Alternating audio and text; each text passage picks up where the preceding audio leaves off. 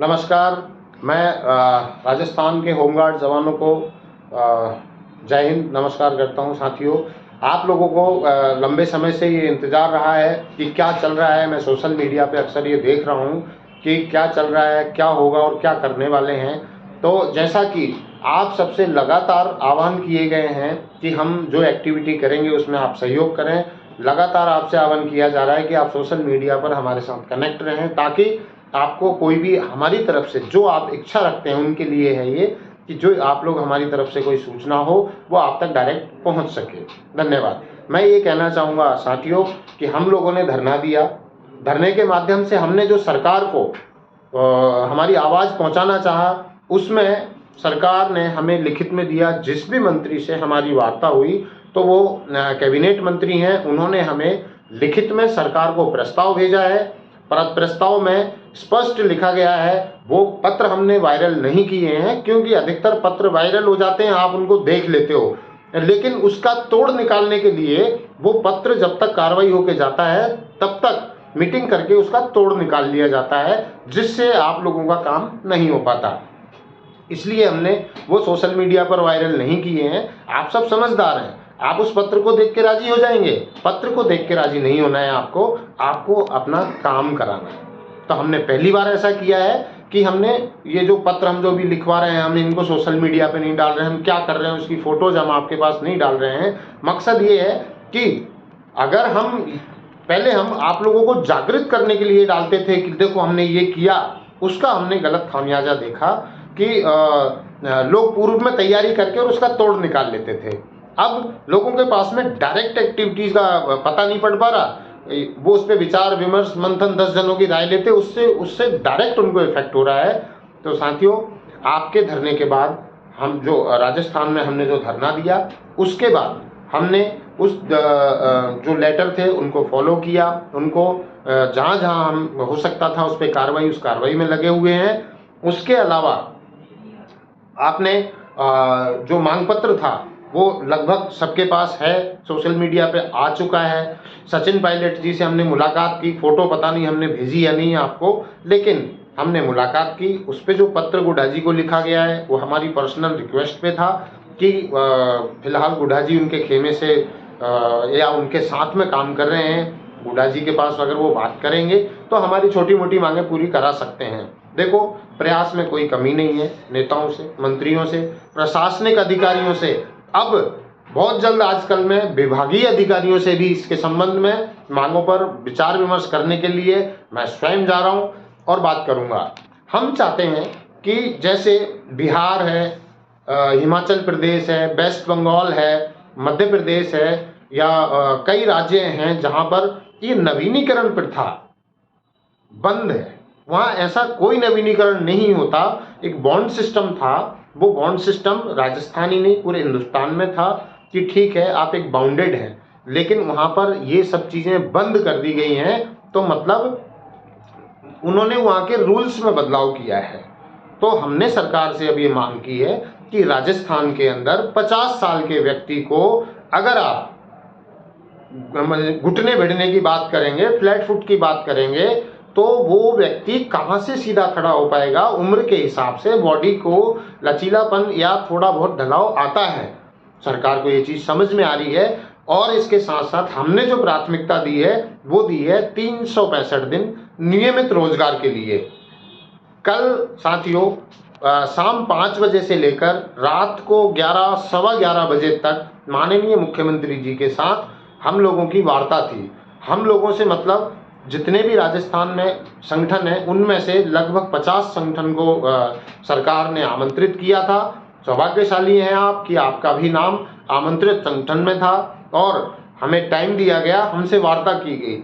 जितना आप लोगों को भरोसा है, जितना मैं आप लोगों के सामने बोल रहा हूँ, ऐसा ही मैंने आपकी पीड़ा को लेकर मुख्यमंत्री जी को बिल्कुल स्पष्ट रूप से बताया कि श्रीमान जी, राजस्थान में जब आपने 12,000 होमगार्ड जवानों को रोजगार देने की घोषणा की तो राजस्थान के होमगार्ड जवानों के 30,000 परिवारों में ये खुशी की लहर थी कि अब हमारे घर में भी चूल्हे जलेंगे, हमारे घर में भी अब लगातार ड्यूटियां होने की संभावना से हमारे बच्चों का पालन पोषण बेहतर हो पाएगा। लेकिन श्रीमान, वो सिर्फ कागजों में ही रह गए।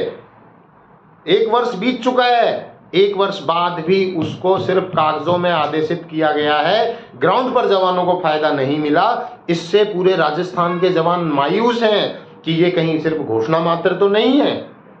बिल्कुल इसी तर्क के साथ मुख्यमंत्री जी से वार्ता की गई, उनको बताया गया, उनको ये भी कहा गया कि अगर अन्य राज्य किसी डिपार्टमेंट उनका ना तो किसी नियम का हवाला देता, ना ही किसी तरह की उनको बाधा उत्पन्न करता कि राज्य सरकार स्वतंत्र है, अगर आप इनको कुछ देना चाहते हैं तो अधिक से अधिक दीजिए, हम आपका स्वागत करेंगे। ऐसा विभाग चाहते हैं हम, ऐसा नहीं कि ये गुलाम है, ये गुलाम ही रहेंगे, ये इस नियम के तहत गुलाम है तो इसी नियम के तहत गुलाम रहेंगे।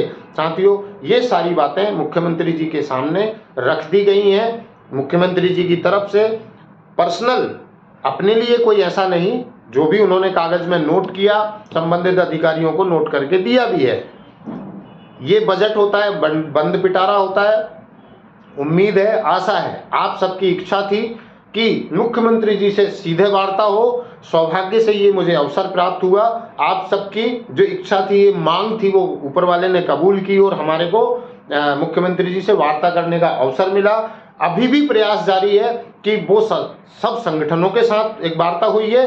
अब पर्सनल मुख्यमंत्री जी से किसी भी सोर्स, किसी भी माध्यम से मुलाकात, जब तक बजट पेश नहीं होता तब तक लगातार संघर्ष और प्रयास जारी रहेगा आप लोगों के। बजट के लिए ही नहीं, अगर सरकार बजट में कुछ नहीं भी करती है तो इस सबके लिए आप सबसे विचार विमर्श करूंगा, आप सबसे बातचीत करूंगा। आप सबकी जो भी राय होगी उस राय पर आपका ये साथी, आपका ये संघर्षशील भाई आपके लिए काम करेगा। आप सबके अधिकारों को प्राप्त करने के लिए लगातार लड़ाई लड़ेंगे। मैं आप सबसे एक निवेदन करना चाहूँगा कि देखिए, कुछ लोग सोशल मीडिया पर गलत कमेंट करते हैं। देखो, गलत कमेंट से मुझे कोई घबराहट नहीं होती है, घबराहट उनको होती है जो गलत लोग होते हैं। मर्जी आए आप जो कमेंट करें, लेकिन दायरे में रहकर करें। दूसरी बात, आप कमेंट वो करें, आप मुझे सुझाव दें, आप मुझे राय दें, आप मुझे बताएं कि झलकन जी, आपकी कार्यशैली में आप ऐसे सुधार करेंगे तो हजारों जवानों के परिवारों को और फायदा हो सकता है। आप अच्छे सुझाव दें, आप टांग खींचने का काम ना करें। आप टांग खींचेंगे तो आप अपनी टांग खींचेंगे। मेरी टांग खींचने के लिए आपको ऑफिस में आना पड़ेगा, मेरे पास आना पड़ेगा। मैं सोशल मीडिया पे टांग खींचने को अहमियत नहीं देता। आपसे निवेदन करूंगा, मैं आप सबके कमेंट्स भी देखता हूं, आपके सुझाव, मुझे कोई कमेंट्स का नहीं, कोई किसी चीज़ का नहीं। आप अपने कमेंट्स ऐसे दें जिससे अगर मेरी कार्यशैली कोई खराब है या होमगार्ड के लिए मैं जिस ढंग से आप लोग चाहते हैं वैसे काम नहीं कर पा रहा, मैं उसमें सुधार करूंगा। ये मेरा आपसे वादा है। और आप सबके लिए बेहतर कार्य प्रणाली के साथ होमगार्ड जवानों के जो असली पीड़ा जानता है वो ही ईमानदारी से लड़ाई लड़ सकता है। अगर और किसी साथी को होमगार्ड जवानों की असली पीड़ा समझ में आती है और पूरे देश में, यही नहीं पूरे देश में, तो वो आगे आए, हमसे हाथ मिलाएं। अगर वो हमसे बेहतर हैं तो हमारे आगे खड़े होकर लड़ाई लड़ें। आप सिर्फ घर बैठकर क्रांति ना करें। सोशल मीडिया पर क्रांति करना अच्छी बात है, लेकिन क्रांतिकारियों के खिलाफ क्रांति करना, आपको क्रांति करनी है तो आप जो आपको जो आपका शोषण कर रहे और जिनसे आपको अधिकार प्राप्त होंगे, आप क्रांति की जंग उनके खिलाफ छेड़ें। आप उनके खिलाफ जंग छेड़ते हैं जो आपके लिए काम करते हैं। तो साथियों, इन सब चीज़ों पे आपको विचार करना है। सोशल मीडिया से जितने आप हमसे जुड़ सकते हैं, जितना आप हमें फॉलो करेंगे, सरकार की नज़र में, आम जनता की नज़र में हम उतने ज़्यादा आएंगे। और हम उनकी नज़र में आएंगे तो नेचुरल सी बात है, हम होमगार्ड्स के अधिकारों की मांग लेके आते हैं और आप सबके लिए लड़ते हैं। तो कहीं ना कहीं आपको ही बेनिफिट है। आप हमारे साथ हैं, हमारे साथी हैं, हमारा एक संगठन है, एक परिवार है।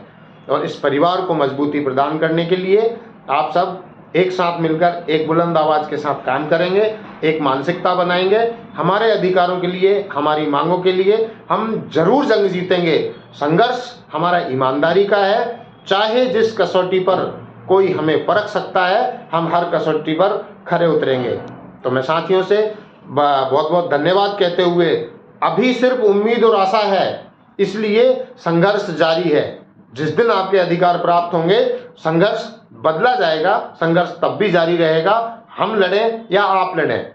क्यों? क्योंकि मांग कभी खत्म नहीं होती, लेकिन अभी तो हमारी मूलभूत आवश्यकता ही हमारे पास नहीं है, अभी हमें उनकी लड़ाई है। तो बहुत बहुत धन्यवाद। जय हिंद, जय भारत। साथियों, उम्मीद करूंगा आप सबके कमेंट्स के आधार पर अब जो आने वाला बजट है उस पर कार्रवाई की जाएगी। बहुत बहुत धन्यवाद। जय हिंद। Thank you.